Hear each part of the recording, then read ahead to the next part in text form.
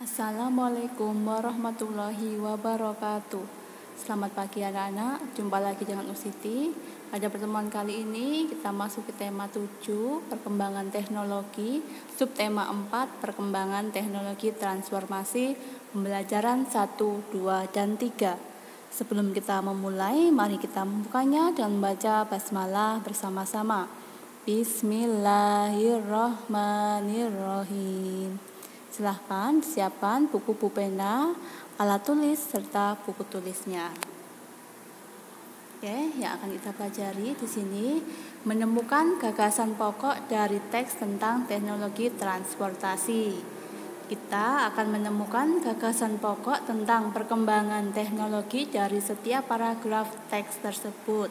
Kita juga dapat menentukan gagasan pokok dari gambar yang kita amati. Caranya dengan membuat pertanyaan-pertanyaan tentang hal-hal yang ingin diketahui.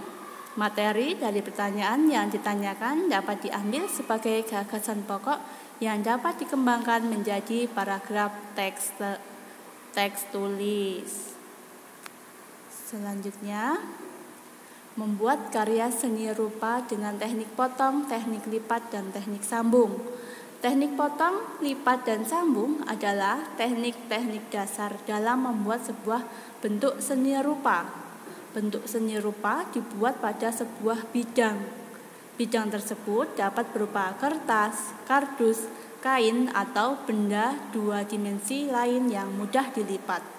Langkah membuat karya dengan teknik potong, lipat, dan sambung diawali dengan menggambar pada bidang datar. Gambar tersebut kemudian dipotong dengan cutter atau gunting. Nah, gunting dan cutter adalah peralatan yang tajam. Jika menggunakan kedua alat tersebut, sebaiknya mintalah bantuan guru atau orang tuamu. Setelah bidang datar dipotong-potong, kemudian bidang datar tersebut disambung. Penyambungan biasanya menggunakan perekat seperti lem, double tip, selotip, atau perekat lainnya. Setelah disambung, bentuk dasar karya seni rupa selesai dibuat. Selanjutnya, menentukan keliling benda berbentuk bangun datar dengan satuan baku. Ingat kembali tentang keliling bangun datar. Benda berbentuk bangun datar dapat dihitung kelilingnya. Keliling bangun datar adalah jumlah panjang sisi-sisi yang membentuk bangun datar tersebut. Ya, keliling bangun datar adalah jumlah panjang sisi-sisi yang membentuk bangun datar tersebut. Keliling bangun datar dapat ditentukan dengan satuan baku, misalnya sentimeter dan meter. Perhatikan contoh berikut. Di situ ada bagian atap sebuah bus mainan tanpa berbentuk persegi panjang. Nah, ini berbentuk persegi panjang atapnya.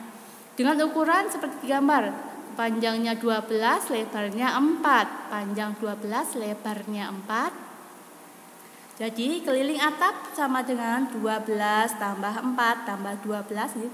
12 tambah 4 tambah 12 tambah 4. Jadi semuanya ada 32 cm. Selanjutnya, keberagaman di masyarakat. Nah, dalam kehidupan sehari-hari kita memerlukan alat transportasi yang dapat digunakan untuk menuju ke suatu tempat. Semua jenis alat transportasi tidak dapat berfungsi tanpa adanya seorang yang bekerja untuk mengoperasikannya.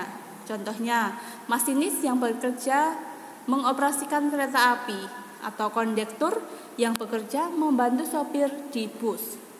Masih banyak jenis pekerjaan lainnya yang dapat kita temui di lingkungan sekitar kita. Dengan menikmati hasil pekerjaan mereka, hidup kita menjadi lebih mudah. Apapun jenis pekerjaannya, kita harus selalu menghormati dan menghargai.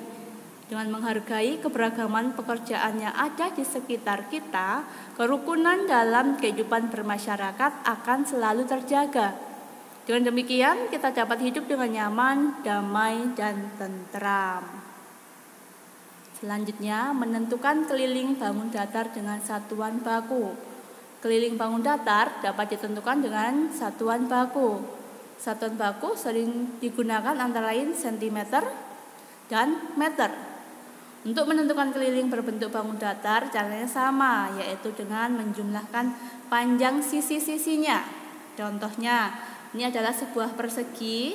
Ingat persegi, jadi keempat sisinya memiliki panjang yang sama, yaitu 25. Sehingga kelilingnya 25 tambah 25 tambah 25 tambah 25.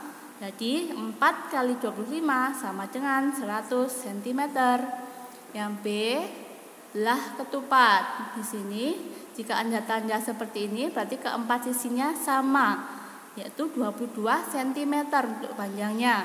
Sehingga kelilingnya 22 tambah 22 tambah 22 tambah 22. Jadi 4 kali 22 hasilnya adalah 88 cm. Nah, gambar yang ketiga adalah segitiga. Segitiga di sini panjangnya 21 cm, di sini 28 cm, dan di sini 35 cm untuk sisi miringnya. Sehingga kelilingnya ditambahkan semua hasilnya adalah 84. Untuk keliling persegi di sini panjangnya 20, lebarnya 18. Jadi 20 tambah 18 tambah 20 tambah 18. Jadi 2 kali 20 ditambah 2 kali 18. Hasilnya 2 kali 20 tadi 40 dan 2 kali 18 adalah 36. Jadi hasilnya adalah 76. Sekarang menghias karya dengan teknik aplikasi. Pada pembelajaran sebelumnya, kamu telah mempelajari langkah membuat karya seni rupa dengan teknik potong, lipat, dan sambung. Nah, tentu masih ingat bahwa bentuk dasar karya seni rupa dibuat dengan merekatkan potongan bagian hingga membentuk bagian utama. Langkah selanjutnya yang dilakukan setelah bagian utama selesai adalah menghias. Menghias bagian utama karya seni rupa dapat dilakukan dengan teknik aplikasi. Nah, teknik aplikasi dilakukan dengan cara menempelkan hiasan-hiasan pada bagian utama karya. Nah, hiasan yang ditempel dapat berupa karton, kardus, kain, atau bahan lainnya yang sudah dipotong sesuai bentuk yang diinginkan. Jika hiasan terbuat dari kertas atau karton, bahan tersebut dapat digulung terlebih dahulu menggunakan gunting, pada bagian ujungnya. Nah, teknik tersebut akan membuat kertas atau karton terlihat lebih berisi sehingga timbul di permukaan saat diaplikasikan pada karya. Nah, sekian dan terima kasih untuk hari ini Rabu 7 April 2021. Tugas kinerja produk muatan SPDP yaitu membuat kapal dari kertas bekas dan diberi nama. Selamat mencoba, tetap semangat belajar dari rumah. Usakhiri, wassalamualaikum warahmatullahi wabarakatuh.